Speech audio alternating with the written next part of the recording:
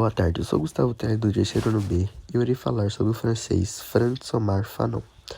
Nascido no Forte da França de 20 de julho de 1925 até 6 de dezembro de 1961, também designado como Frantz Fanon ou François Fanon e posteriormente conhecido como Ibrahim Frantz Fanon.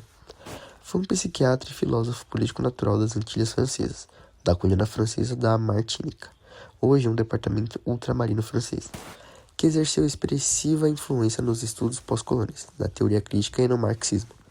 Além da intelectual, Fanon era um radical político pan-africanista e humanista marxista, preocupado com a psicopatologia da colonização e as consequências humanas, sociais e culturais da descolonização.